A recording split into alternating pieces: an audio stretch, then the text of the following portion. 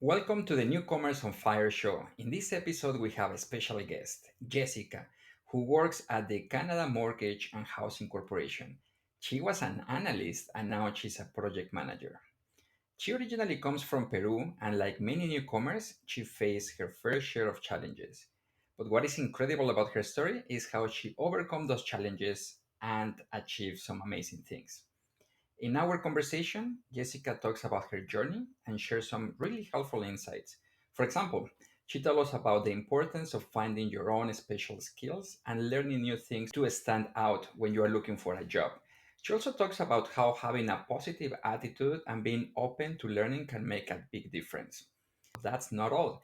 Jessica has some great advice about getting your own home. Even if it seems difficult, especially in expensive places like Toronto, she tells us about different ways you can own a home and how important it is to plan your finance wisely.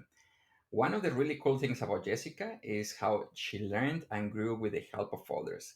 She talks about how having people who support you and teach you can make your journey a lot better. Jessica's story is full of valuable lessons, and I can't wait for you to hear it.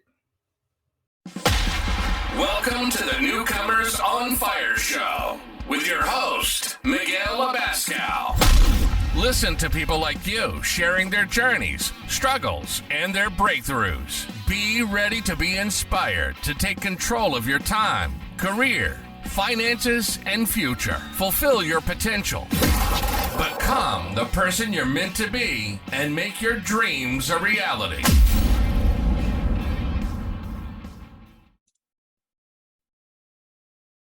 Hi, Jessica. Hi, Welcome. How are you? I'm good. Thank you. How are you? I'm doing pretty good. Thank you so much for accepting to come in here. This is our first Newcomers on Fire episode, so thank you. Oh, very excited to be your first host. It was Yeah, like your first interview.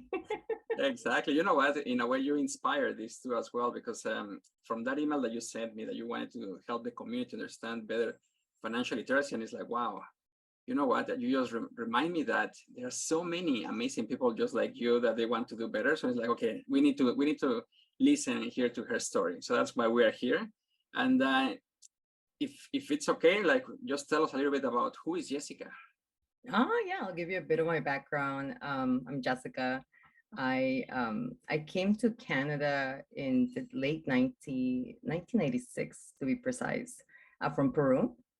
Me and my family immigrated here. It was me and my mom. Then a few of my other family members joined. Later on, as a new immigrant or immigrant family, we felt definitely a lot of struggles, right? Trying to fit in, not only the language, but just the cultures, right? And being in such a diverse environment was pretty interesting. Silver lining, very beautiful things. So this, that I was able to embrace. After that, I went to school, did studied business administration, took some courses, specialized basically into finance. Fast forward, now I work with Canada Mortgage Corporation, CMHC. Wow. And right now I am a underwriter, risk analyst, but I just got another position there as a project manager for a new department. So I'm very excited. So that's my journey. Oh, wow. You know what? There is so much to unpack there, but it's amazing. Like you work for a great company. So definitely, could you please share a little bit more about how you got in? What was your breakthrough? It was because coming from um coming to a country where you really don't have a base, right, or precedents to provide you really have to be very, I don't want to say maneuver, but very creative on how to really specialize yourself to be seen as an asset, right? So I understood very clearly that a specialization was something very, very key here in Canada, right? Be specialized into something, right? And that's what I did. I took a lot of designations, a lot of courses, very focused on finances, underwriting, lending, and any opportunity that was able to obtain as careers, other jobs. It was to enhance that learning, to be very, strong candidate, I guess, for the position. Um, and yeah, and that's it. I started seeing, the job posting, seeing, what are the requirements, and little by little I was able to fulfill them through other means, not only through certification but also relevant experience, right? A lot of people forget that relevant experience is key. And yeah, and then I applied, they hired me, I was really excited. Oh wow, you make And it sound so easy, but I can just imagine that it was like also a challenging process because you were saying that it sounds that the education and certifications got you at the door, like, and then your experience and your transferable skills were the ones that push you through.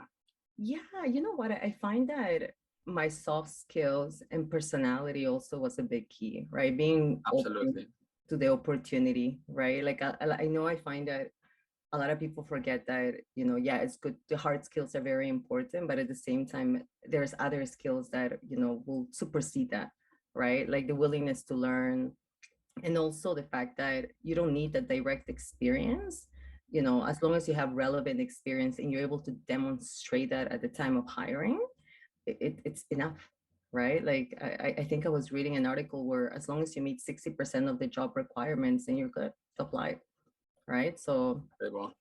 I remember a hiring manager told me, it's like, I'm hiring you because of your attitude and I will train you for your skills. So I was like, oh, wow, that's very deep. So to your point, very soft skills practical. are very important. Um, what would be your advice for somebody that is, just starting in their journey in terms of potentially entry-level jobs, overqualified, frustrated, desperate? What would be your advice now that you have the benefit of insight? And I actually have a lot of friends that I've, mentored either through LinkedIn as well, people that I met. And I always tell them, don't worry about, what the paper says, right? Just go for it, right? Like it is a good idea. There's a mentality that is good to start from the beginning, but not necessarily. Because if you already possess the skills, just go for it, right? Just go for it. Make sure that your resume really speaks to that other experience you were able to gain either in your country or through other jobs, right? And I've done that with a few people, and thankfully they, you know, listened and they were able to apply for jobs that are at par to their skills and experience, right? And they're able to get in, right? We're in a multicultural environment. So yeah, it is good to start from the bottom, but if you're skilled and you're qualified, just go for it, right? Like Blind, it exactly. shouldn't scare you. Everybody, it's where there's a lot of immigration here. It's a lot of immigrants, right? So you shouldn't be scared if you have an accent or not. Like if you're qualified and you can do it, then just apply for it. And you mentioned a lot about like attitude and mindset. What do you think has that? You mentioned also that through your story that play a big role. So what would be your advice on that as well to newcomers, especially when they're feeling not that great? Maybe confidence is low and maybe they're having self-doubt. Yeah, it's and it's very like definitely empathize because I've been there. I see my parents go through that struggle, right? Of like be in such a foreign country, foreign environment, but at the end of the day, you know what you're doing. You have the training to complete with the tasks or the responsibilities that will assign us, as the employee, right? Just go for it, right? Like I know a lot of people get scared of rejection, but you don't know what you're gonna get unless you try, right? So it's really put in that mindset that you know what you're doing, so just go and do it, right? Demonstrate that you can do it, and Yeah. it's an opportunity in life. I'm very mindful of my present, Right. right? And I'm very mindful that this moment is life, like you live in the moment, right? So if you have the opportunity to do it now, then you do it. I love that. If we can summarize this in a slogan, I think it will be like Nike, just do it. Like, Has to go do for it. What's the worst that could happen? You'll be in the it. same position Exactly. to say no. Exactly. So you mentioned that you were underwriter analyst and now you're a project manager. I'm just going away for that transition. Can you tell us a little bit more about how that happened, how you connected the dots? Yeah, like maybe the steps to get there. Yeah, it was very because I like I have a lot of positions in my life, right? Like I always felt that it's good to be versatile as well, just to gain that experience. So I was like a financial planner, then I became a manager of underwriting, then I became a underwriter, as a analyst at CMHC, but during those processes, I was still studying project management, right? I was taking the courses because I really find it fascinating. So every opportunity that I got, either through volunteering or any like special assignments, I was there. Like I raised my hand because I want to demonstrate that I'm able to work also outside my department, right? Because it gives you exposure of the organization and their goals. And I think that's really important too for people that are joining a company is be everywhere, right? Because the more places you are, the more you learn about the company and you become such a valuable asset to the company. So I got the opportunity, I was able to demonstrate through that process that I was able, that I got the experience, I completed projects, here they are, this is the recommendation, this is the people that I've met, this is what they think of the work that I've done. And that was, I guess sufficient to support this is an assignment that we're doing, for a new assignment in my department. So I was really thankful that the opportunity came and they hired me. So Oh, wow. So pretty much you just apply online, and then because of your experience, you got the interview, and because your personality, your attitude, and everything, boom, you got the job. yeah, and it's like you have to be very direct as well. I find that people always hide or very timid to show their potential, right? Like you know your potential, So it's really showcasing that potential either in writing or through the interview, right? So it's that, and I was happy that I was able to demonstrate because there's a lot of qualified people that do have like the designations to fulfill, but like I said, you have the opportunity, just do it, and that's what I did. And follow my Yeah, experience. jump. That's why Wow. just do it. I love your story. It looks like it sounds well. It's like watching a movie. It's like, wow, this is like just getting better and better. Thank you. What about like what do you wish you knew before you came to Canada? English. Yeah. English and a clear understanding that you are going to be in a brand new environment, right? Like you come here hoping to feel in the same environment that you were back home, but it's not. It's a different reality. And knowing that and being mindful of that, it allows you to really embrace what's around you, right? Just know that it's going to be different experience, negative experience, but there's also positive experience, right? So you cannot be blind, just focus on the negative one. So I wish I was more mindful of that this is going to be new, this is going to be difficult, but at the same time, the silver line is going to be positive, right? Like, so I wish I was still at the young age that I came, but that will be my advice to people that are planning to move here. I love that because that's something that is quite common. I think for me as well, I will tell myself like to be more compassionate, to have more patience, because it's not a matter of if it's going to happen, it's a matter of when it's going to happen. So just like take the time and the process to digest a whole new culture of culture. So definitely, I love that. I think that's key. Like be gentle with yourself and just realize that there's a lot of people here in the same position as you are. So rely in their support, that there is support there, right? So don't feel like you're lonely. Like no, there's a community out there, like unstoppable, right? Yeah, exactly. We are one of those. Exactly.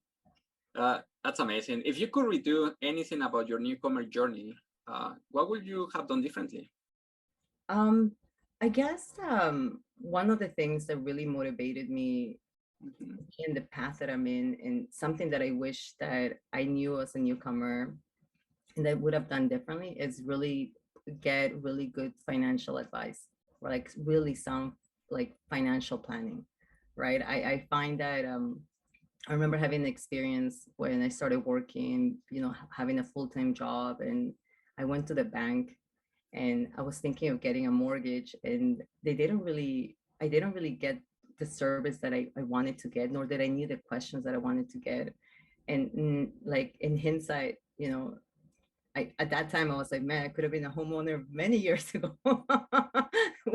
And the housing prices were more reasonable back then. And I wished I met somebody or I would have, looked for somebody to give me the really sound financial advice. I think it's really important for you to set up yourself correctly in Canada, is to find somebody who's going to give you that guidance. Um, Yeah, that'll be my first advice. Find somebody who's going to help you meet those financial goals. You do need a plan, right? Especially if you're coming to big cities like Toronto, where they're very expensive cities. You know, Canada's having an affordability crisis for housing, right? I think it's really important that you set yourself and see the options that are there, right? Like I mentioned to you before, there's so many options to homeownership, right? Like right now, like federal governments, provincial governments are really putting plans to ensure that we fight the affordability crisis that we're having right now, right? One of the things that I've seen that it's becoming really popular is the share equity, right? Where other provinces, non-for-profits, individuals are able to lend and provide you with the down payment required to be able to buy a house if that is your financial plan, right? So how do you get there is having a good financial advisor and giving you to help you go through that journey if homeownership is the goal that you want to get. I feel like as somebody coming into a country, I think it's really important for you to find like your home, your house. I feel like once you have your home, your house, you feel like you're part of this country. And it's the bare minimum as a human, right? To have shelter, right? So by all means, like there are so many other options out there and so much information. So yes, please, like that'll be my advice.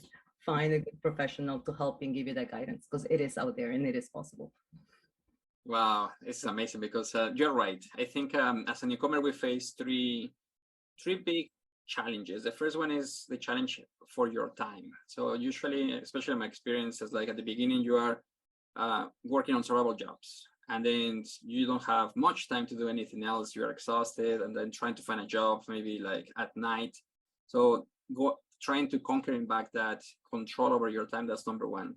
But number two, it's finances. So to your point, like coming to a new country where things are completely different, and you cannot afford making a lot of mistakes, because one bad mistake financially and you can be set up like for failure for several years. So I think to your point, like homeownership is a big topic. Oh wow, it's one of my favorites because I thought that I will never be able to own a house in Canada. That was my Canadian dream. It's like I would like to one day to own something and call it the Republic of Miguel, no, like my piece of land in Canada. That's right. And for many years, I've been in Canada now for 13 years, and I was like, okay, well, maybe it's not for me, no, or maybe I'm going to be a renter my whole life.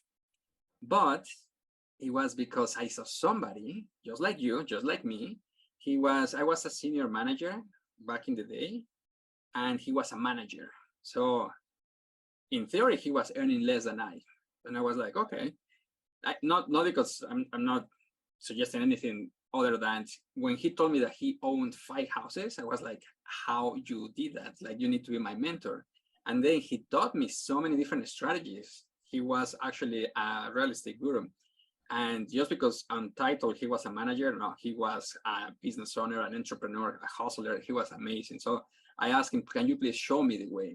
And because of him, I found a way to to buy my house.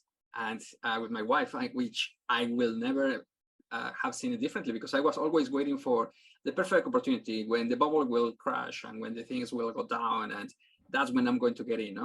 Right. Well, yeah, like it's interesting because thanks to this friend, thanks to this mentor, I was able to understand better. And that's why Yeah. this is the purpose of these kind of conversations, because it's like, hey, if Miguel was able to do it, if Jessica was able to do it, I think I can do it too, So just show me how, what were the steps? Like, what was that secret ingredient? So Yeah. now that you work for a big company, which is kind of like at the heart of all the housing and the financial, I guess, core of like owning a house, what would be your advice on that?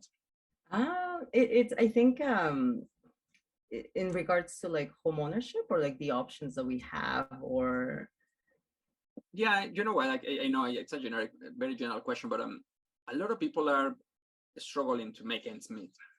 So yes. owning a house is kind of like, especially now with interest rates the way they are. And I've been talking with a lot of people, and a lot of my friends are um, paycheck to paycheck, and yeah, tight, very tight financially. Okay. Of course, they want to own a house. That's a dream. Yes. But I guess how?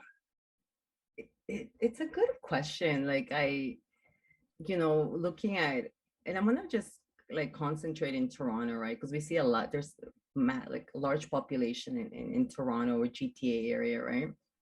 And one of the things that we have seen, implementations just in general, like there's a lot of focus on ensuring that there's enough housing either through rentals, more rentals, affordable rentals, or ownership, right? Because the reality is like, yeah, there's a lot of like immigrants that come here, they do work, there's less time, but why? Because they have to pay those high rents, right? Or they have to pay. So it's like, then what do you do, right? Then how do you want to live or have like a good quality of life, you know? Um, for me, when I started my journey, when I bought my house, I was so scared, right? Because I was so worried about making those payments. I didn't really understand, right? But one thing that really appeased my mind is that it's equivalent to me paying rent, but I'm investing in myself because it's my house, right? So that will be the first mindset. Like, don't be scared to own. Don't be scared about the interest rate. Find out exactly how that's going to look like and fit within your budget. And based on that, that will give you a realistic idea what you can afford and the options that you have, right? I think the first thing is qualifying for a mortgage, and that fits within your actual budget, like net budget key. Two, options in regards to buying home, there's so many, right? There's a lot of innovation that I have seen, a lot of programs, a lot of movement in the government, different type of bodies of government. And one of the key things that I've seen is, you can co-own a house, like two people can go and buy a house, right? Two is the share equity that I mentioned, that is not only provided by governments, right? But there's also private, providers that do this. There's also individuals that can also, provide the down payment. So that a lot of those programs are really beneficial, because what they do is they basically buy a portion of your house with you, right? So give it the down payment for a stake of that equity, right? So there's no repayment options, which is good, because at the end of the day, you want to make sure you have enough cash flow to pay the mortgage, right? Pay your expenses, right? Without worrying about the obligation of paying back that loan that you got as down payment, right? So it's a portion of the equity that they get of your house. If the house appreciates, it's a percentage, right? So I was really happy to read and notice that there's so many other providers that do this, non-for-profits. There's a lot of information, which I will share a link with you actually, where they actually consolidate all that information. It's a really nice plan provided by the government of Ontario. Um, they also talk about other options where, for example, you are a homeowner like yourself and you want to provide more units, right? Maybe for rental or etc. You want to expand on your space because you have a bigger family, right? Laneway houses, right? They're really easing on, hard, like on developments, right? And there's so many incentives. I was just really surprised to see how many are there. Um, so in regards to buying a house, I think it is possible, like in Toronto or not Toronto. There's other options too, of like buying like a project with people, right? Like I've seen a friend of mine where there were like three of them that decided to buy a building outside GTA, right? And they all live in those rental units, like one unit, but it's your own place, right? And they were able to do that through co-ownership, right? So Yeah, there's so many options, and I will definitely love to expand more on this if there's totally. another meeting. And by all means, they are, and it's just really nice to see that, we see the government really pushing towards supporting that home ownership, and there is. And the only way that you really find out where you are and where you sit right now into, being a homeowner, is going to the broker or a bank and find out how much you can qualify, right? Just really see that amount, right? And then from that amount, then you can see if you can afford it, the options, because you can still buy a house with as low as 5% down payment, or if you can get that additional down payment through other sources to minimize those mortgage payments, right? And the second part is your budgeting. It's really important that you're mindful of how much this obligation is really going to cost, right? Because a lot of people forget that, yeah, it's a mortgage payment. Well, what are the additional fees that come with that and the maintenance? And so it's really important that you have that mindset of maintenance. How are you going to maintain this asset, right? So yeah. You're right. Like at the end of the day, it's not about resources. I know it sounds crazy because a house, it's a big investment. So when you say like it's not about resources, what you're talking about, but I think we're in a moment in time where it's about being resourceful. It's about being about resourcefulness, where to your point, there are different options. Another one that I read a lot because I was looking into that too was rent to own. So you Yeah. are renting, and then eventually you can buy the house, and it's your house pretty much. So it's to your point. There are many different programs, uh, and for sure, to your point, we can talk for hours about how can buy a house. But what is important here is that I think the message here is like, hey, number one, there are options. It's about being resourceful. It's about finding a mentor. It's about finding a community. Yes. And with that, it gives you the power, the confidence, the energy to keep moving forward and to find your way or make your way. That's kind of like our mantra here. So yeah, that's what I love about it. Now, owning a house is one very important factor to do within the financial literacy. Is there anything else that comes to mind for you, like from all the experience that you have in Canada as well? I think for me, considering, I'm just like speaking in general, that for me, I'm always like a huge fun, like, I guess because I also study for it, like, financial planning, I think it's so important, not only to buy a house, but also like to fulfill other goals, right? I think in life, if you do have a plan, a plan that really it's tailored to your liking, a very realistic one, I think it will help you reach your goals, right? Either through education or retirement. I think it's key. When I worked at the bank, I was still really surprised when I saw people still having money in their savings, right? And I was like, oh man, like you could have done this and that and that. Also, people are so scared to own debt, right? Like, and debt is important if you know how to manage it and if there is an asset behind that debt, right? So a lot of people is like, oh, I don't want to have a mortgage because of the house. Yes, but that debt is a leverage that's helping you get a home, right? And it's something that you can maintain. So don't be scared of that. Debt management, I think it's really important, and education around that. But I think that'll be one of my I guess advice. And the other one too is ensure that don't be scared to show who you are, right? In regards to your skills, your potential. Don't worry about the language. Don't worry about the accent. Don't worry if you don't have the direct experience. You will learn things if you have something that you have done similar to that. Something you will learn.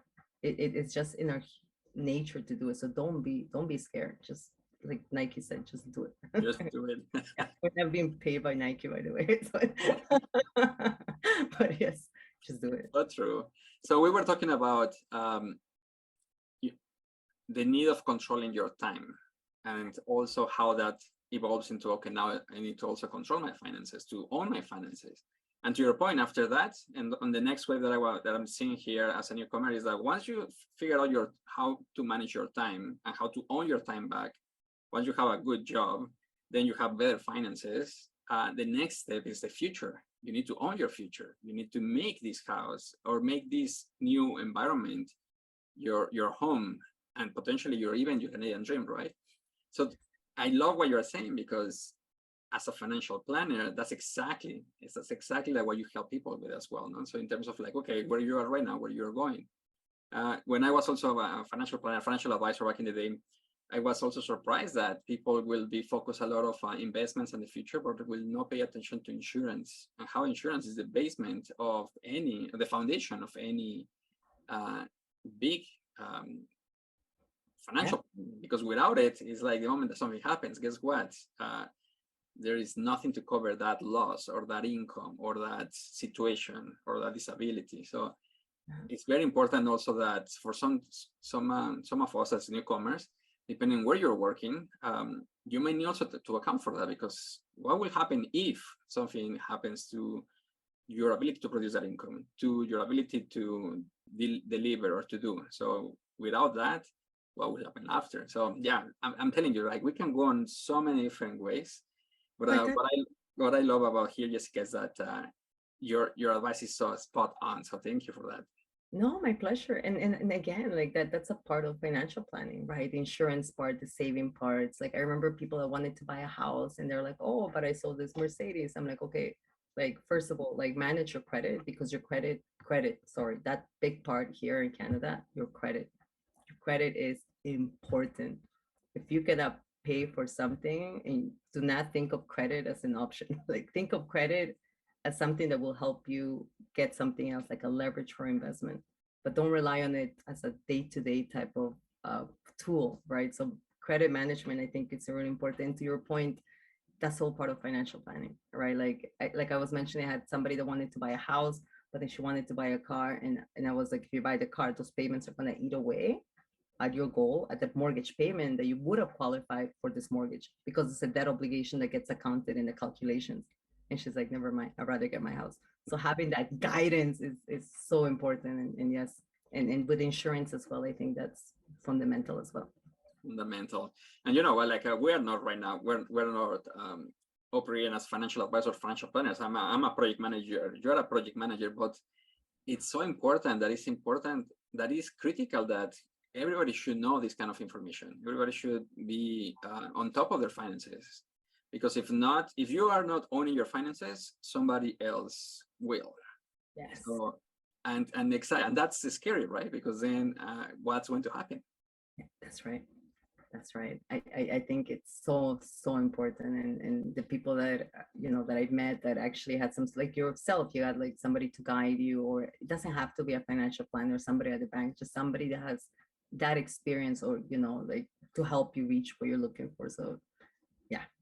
Yeah, that's the power of mentoring. I have seen it in my life for so many occasions that now I do not waste any more time on trial and error, on trying to figure out things on my own.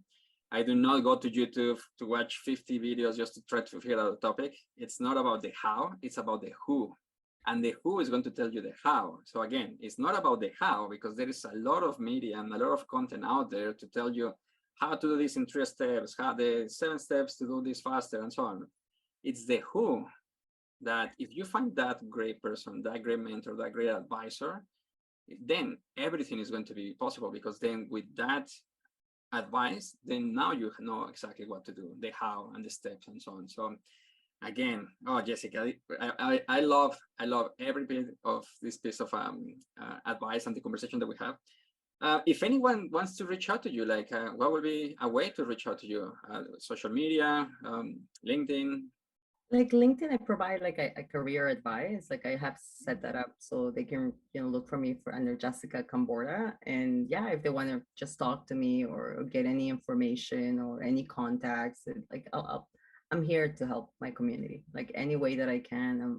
It's just something that, like, I know it's my mom and dad is like, you're here to help. You're at the service of others. Help others. If you have information, share it. They're your community. They're your people. They're like people. You. Help them. So please, LinkedIn, message me. I'm happy to help with what I can.